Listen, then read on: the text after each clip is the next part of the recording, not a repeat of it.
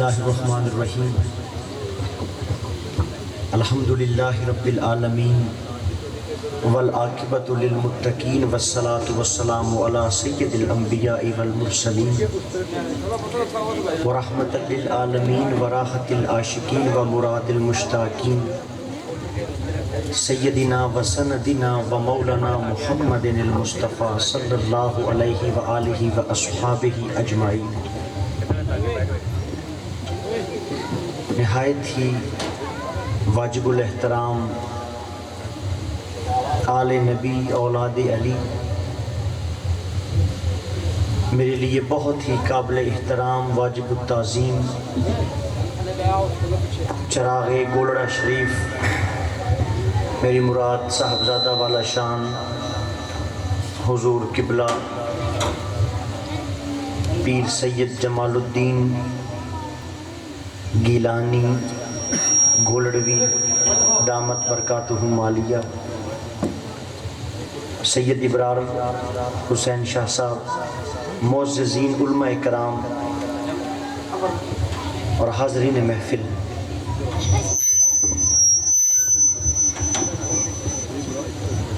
خطاب میرے خیال میں مکمل ہو چکا ہے۔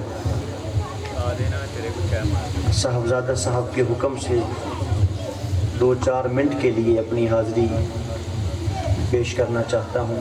بہت مبارکباد چک کے تمام حاضرین کی، منتظمین کے لیے جنہوں نے حضور نبی دو عالم صلی اللہ علیہ وآلہ وسلم کی محفل پاک کا انعقاد فرمایا۔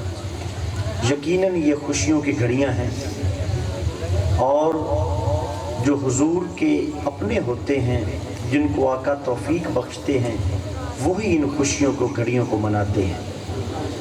دعا ہے اللہ تبارک و تعالی آپ کا اس خوشی کا انعقاد اور ہم سب کا ان انعقاد میں شامل ہونا قبول و منظور فرمائے۔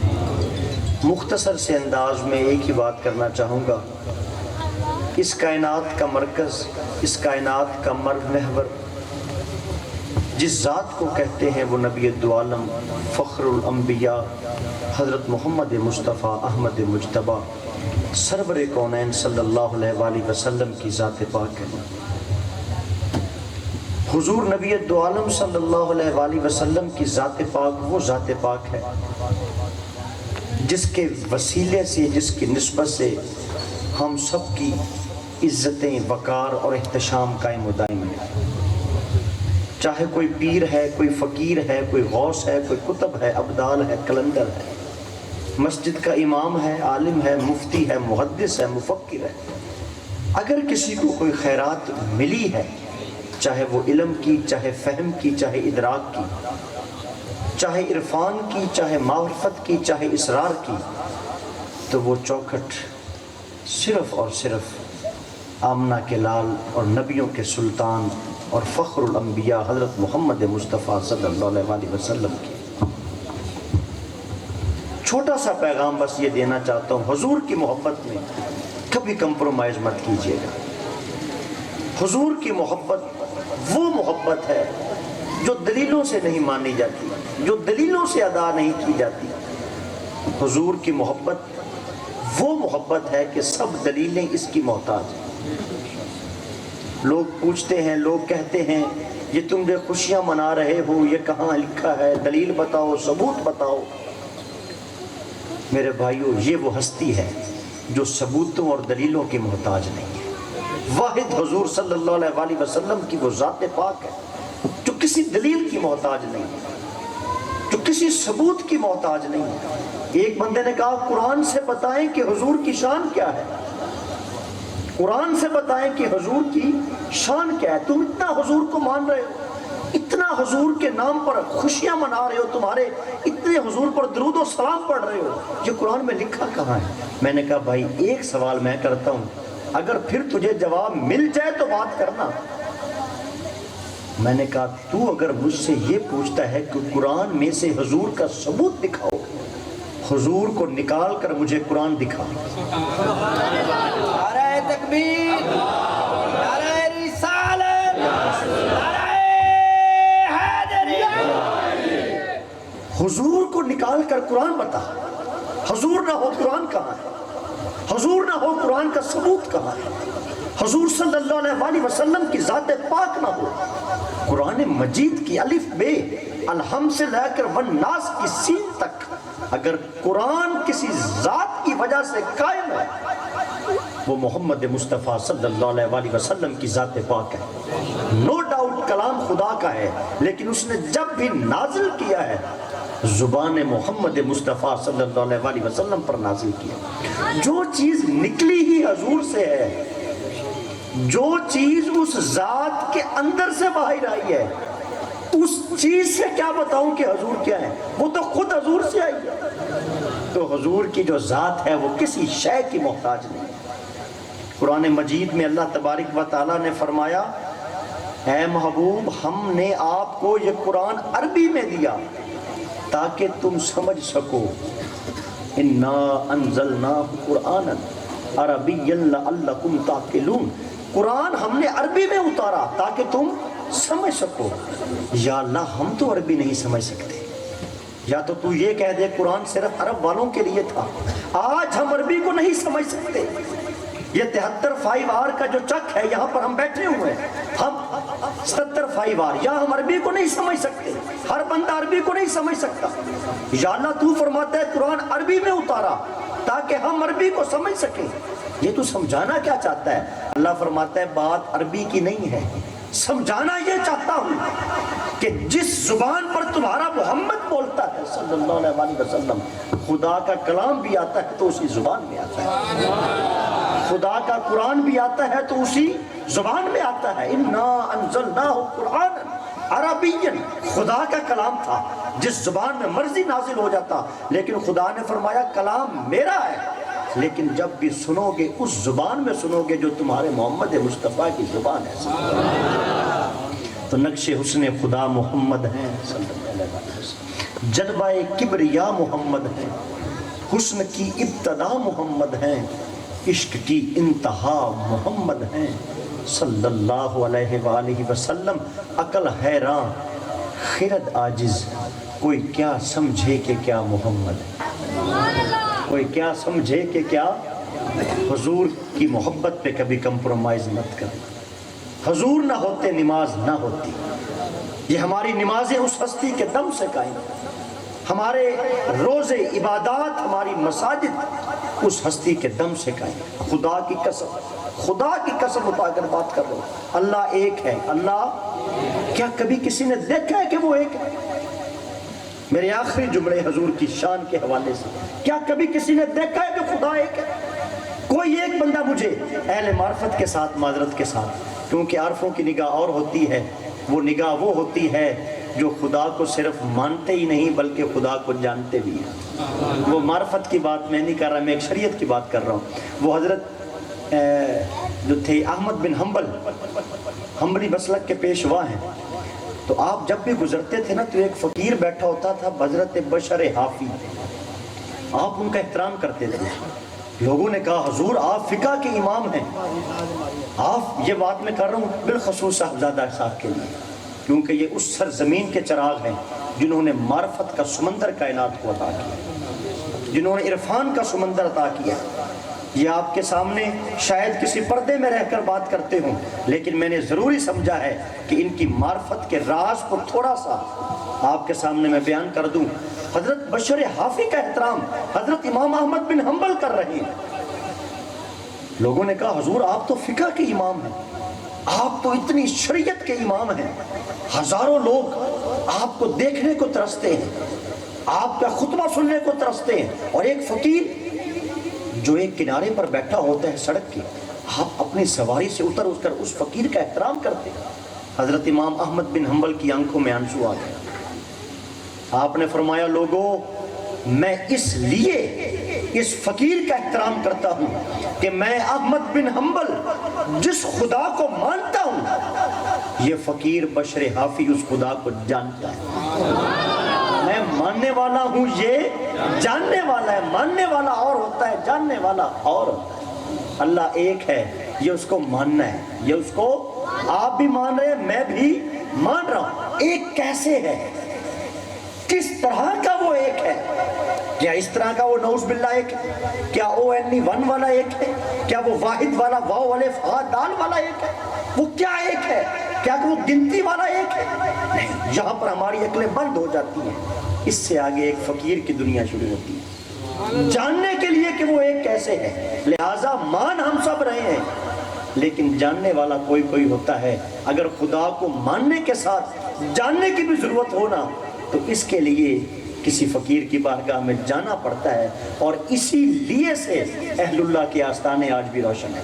تو خیر میں بات کر رہا تھا، خدا ایک ہے. آج تک کسی نے نہیں دیکھا، کسی نے خدا کو ایک نہیں دیکھا.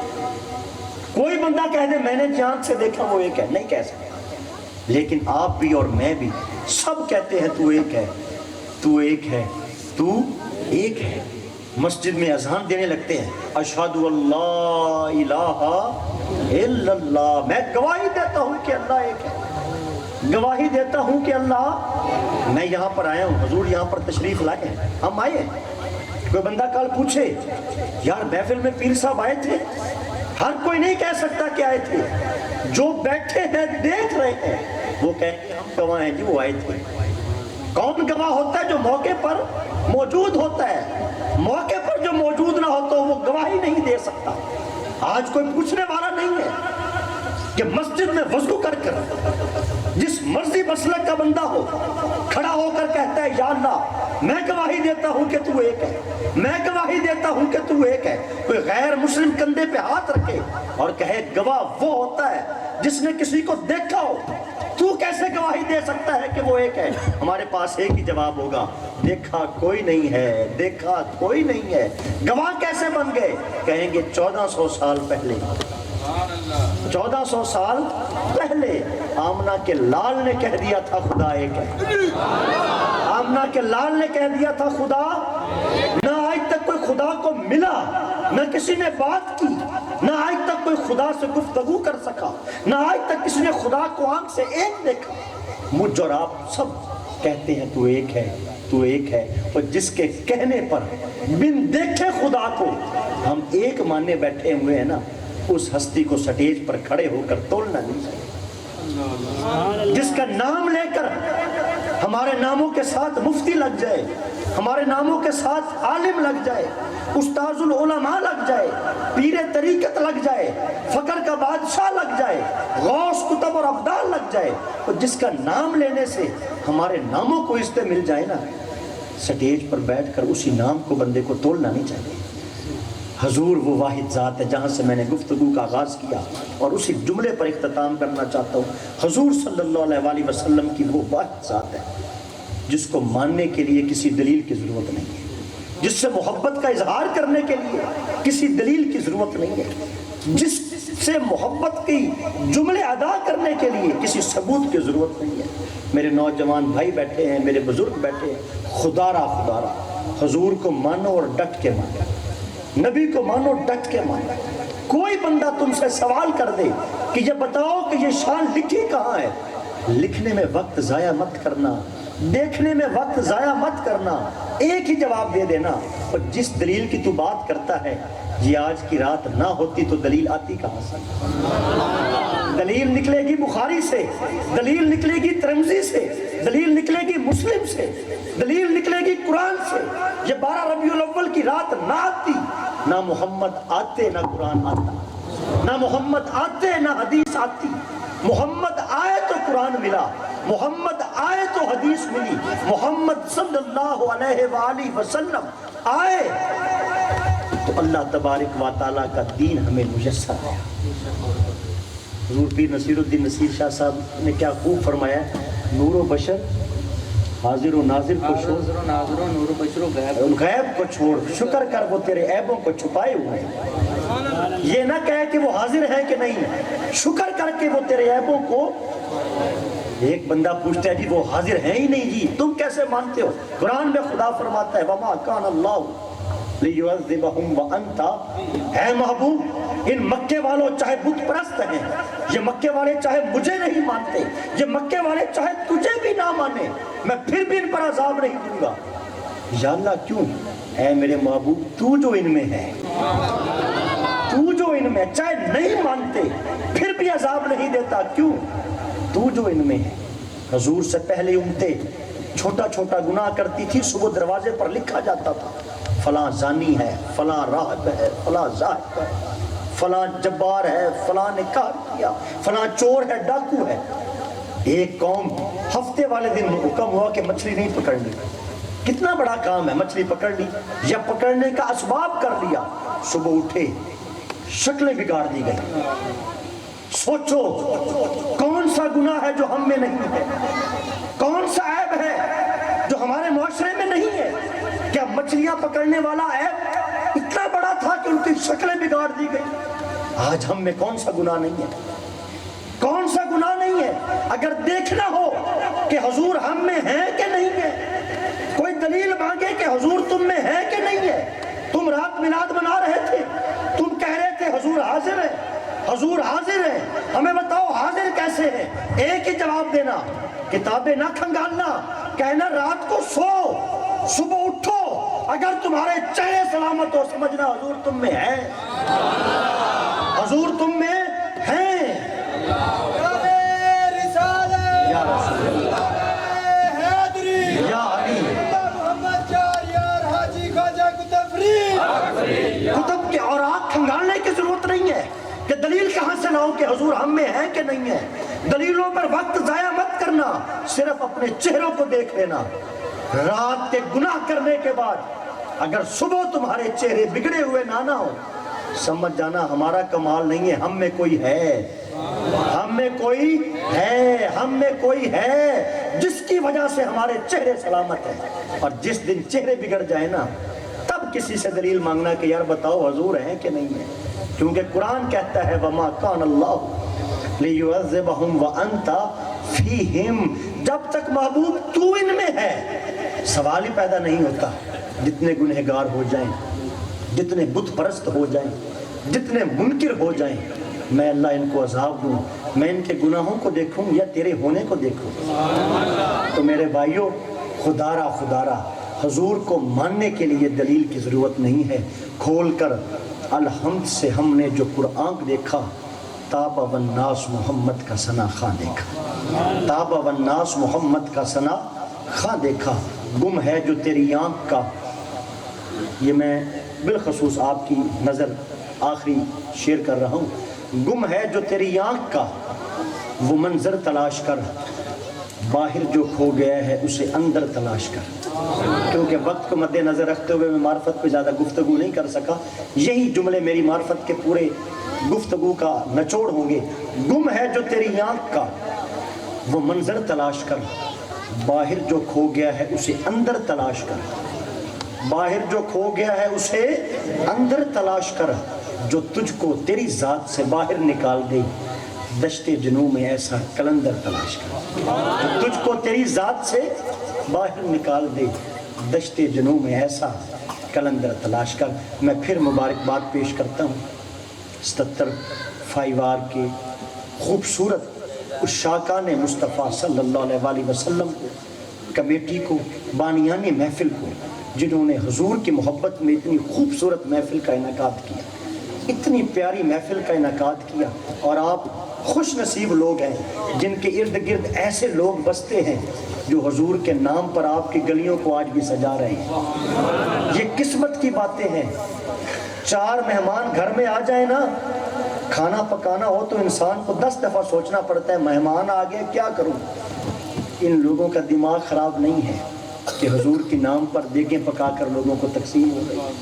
حضور کے نام پر ہزاروں لاکھوں لگا کر یہ محافل انعقاد ہو رہا ہے, یہ حضور کی رحمت ہے. اور آپ خوش قسمت ہے کہ آپ کے علاقے میں ایسے لوگوں کا بسیرا ہے جو آج بھی آپ کو شوق دلاتے ہیں کہ آؤ مل کر حضور کے نام پر, جس کا صدقہ ہمیں سب کچھ مل رہا ہے, اپنے گلیوں اور بازاروں کو سجاتے ہیں. اللہ تبارک و تعالی میرا اور آپ کا یہاں پر آنا قبول و منظور فرمائے. بہت اچھا محسوس کر رہا ہوں. حضور کی دعوت پر, صاحبزادہ والا شان کی دعوت پر مجھے آج آپ لوگوں کے درمیان آنے کا موقع ملا. آپ لوگوں کی محبتیں, آپ لوگوں کا ایک جمع غفیر اور ایک چک کی بنیاد پر اتنا خوبصورت اہتمام دیکھ کر دل سے دعا نکل رہی ہے کہ مالک آپ کی نسلوں میں بھی حضور کی محبت کو ہمیشہ زندہ اور جاوید رکھیں، جیے تو حضور کے نام سے جیے، دنیا سے جائیں ایک ہی پہچان ہو، محمد کے غلام کا جنازہ ہے۔ وآخر دعوانا الحمدللہ رب العالمین۔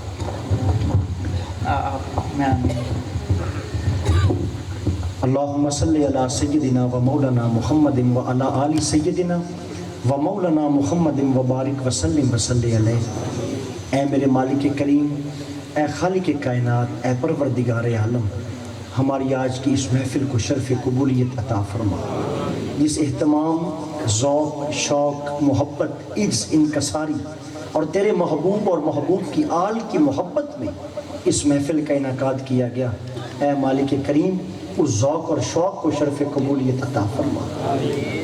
نبی دو عالم، فخر موجودات، فخر جن و انسان، والی کائنات، سرور انبیاء حضرت محمد مصطفیٰ احمد مجتبیٰ صلی اللہ علیہ وآلہ وسلم کی پاک بلند اطہر بارگاہ میں اس محفل پاک کو ہدیہ کرتے ہیں، میرے مولا قبول و منظور فرما۔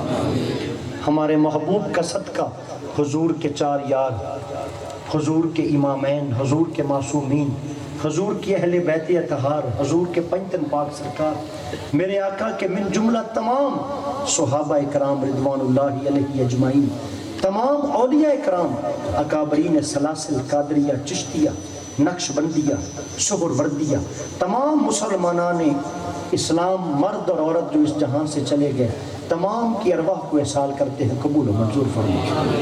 بالخصوص حاضرین محفل، بانیان محفل، اس چک کے جتنے بھی بزرگ بڑے عزیز و اقربا اس جہان فانی کو چھوڑ چکے ہیں، اس محفل کا ثواب ان کی روح کو پیش کرتے ہیں، اے مولا کریم محبوب کا صدقہ ان کی بخشش فرما۔ پیارے محبوب کا صدقہ اس محفل میں کوئی کمی کوتاہی رہ گئی ہو درگزر فرمانا۔ اے خالق کریم، اے مالک کل، تو پروردگار ہے، تو رازق ہے، تو مالک ہے، تو اول و آخر کا واحد و یکتا مالک ہے۔ ہماری اول پر بھی خیر فرما، ہماری آخرت پر بھی خیر فرما، ہمارے ظاہر ہمارے باطن کو اپنی رحمت سے نواز دے۔ ہم میں کوئی بیمار ہے اسے شفا عطا فرما، تو دینے والی ذات ہے، ہم میں کوئی تنگ دست ہے میرے مولا اس کو خوشحالی عطا فرما۔ ہمارے پاس اگر کوئی روزگار نہ ہو تو عطا کرنے والی ذات ہے، ہمیں اچھا روزگار عطا فرما۔ بالخصوص سادات گرام کی موجودگی، حضور کی آل اس سٹیج پر موجود ہے، ان کے وسیلے سے مالک کریم ہم دعا کرتے ہیں، آج ہم میں کوئی بے اولاد ہے، اس محبوب کی اولاد کا صدقہ سب کو صاحب اولاد بنا، جن کے پاس اولاد ہے ان کی اولاد کو نیک بنا۔ اے خالق کریم ہماری عزتوں کو محفوظ رکھنا، ہمارے بھرم، ہمارے شرم، ہمارے وقار مولا قائم دائم رکھنا، بالخصوص ہماری سفید پوشیوں کو برقرار رکھنا۔ آج کا دور نفسہ نفسی کا دور ہے، اس دور میں ہمیں اپنے محبوب کی محبت کے ساتھ زندگی گزارنے کی توفیق عطا فرما۔ ہمیں یہ توفیق بخشنا کہ ہم تیرے محبوب کی یاد میں اپنے علاقے کو، اپنی گلیوں اور بازاروں کو اسی طریقے سے سجاتے رہیں، اپنی آنے والی نسلوں میں بھی اس عشق کو میرے مولا ہم بیدار کر سکیں، تیرے محبوب کے نام کو، تیرے محبوب کے کام کو، تیرے محبوب کی یاد کو اور تیرے محبوب کے درود و سلام کو ہم اپنے آنے والی نسلوں میں بھی سرایت کر سکیں۔ تیرا ہی نام ہے، تیرا ہی کام ہے اور بس مالک تیرا ہی دھیان ہے۔ اللہم انی اسألک برکت ہی فی العمر وصحت ہی فی البدن وراحت ہی فی المعاشیات ووسعت ہی فی الرزق وزیادت ہی فی العلم وثبتنی علی الایمان وصلی اللہ تعالی علی خیر خلقہ محمد وآلہ وصحابہ اجمعین برحمتک یا ارحم الراحمین۔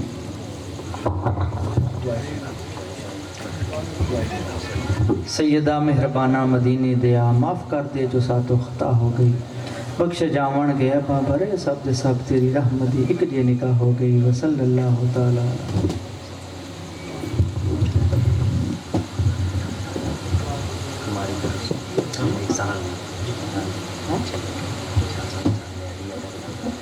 میں اور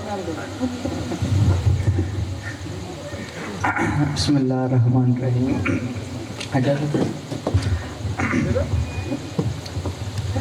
حضور علیہ الصلوۃ والسلام دے پیارے دادا جان خانہ کعبہ شریف کا طواف کر رہے ہیں.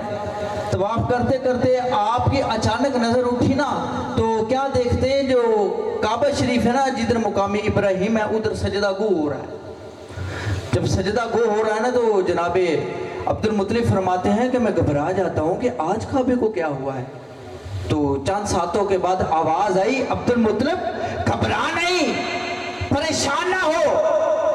تم کیوں پریشان ہو رہے ہو کہ میں سجدہ گو کیوں ہو رہا ہوں؟ عبد المطلب پوری کائنات کا میں کعبہ ہوں پر آج میرا کعبہ تیرے گھر میں آ گیا ہے. آج میرا کعبہ تیرے گھر میں آ گیا ہے. جناب عبد المطلب پاک آپ فرماتے ہیں میں کعبہ شریف کا طواف کر رہا ہوں، کرتا کرتا کیا دیکھتا ہوں کہ کعبہ جو ہے نا وہ لا زلزلۃ الکعبہ سلاسل ایامہ، یعنی کہ 3 دن اور 3 راتیں ہیں کعبہ شریف جو جھوم رہا ہے.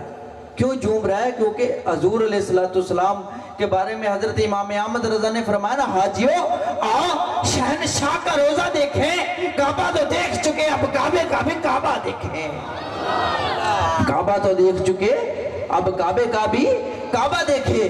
جناب اماں پاک جناب آمنہ پاک آپ فرماتی ہے کہ میرے خواب کے اندر میں خواب میں تھی کہ ایک لمبا چوڑا آدمی آتا ہے. جب آتا ہے نا تو میں دیکھتی ہوں کہ ایک لمبا چوڑا آدمی ہے، بہت موٹے موٹے ابرو ہیں، لمبی لمبی زلفیں ہیں.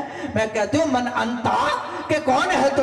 وہ بندہ کہتا ہے آمنہ میں آدم ہوں. یہاں پر کیسے فرمایا تجھ کو مبارک دینے آیا کیونکہ تم محمد مصطفیٰ کی اماں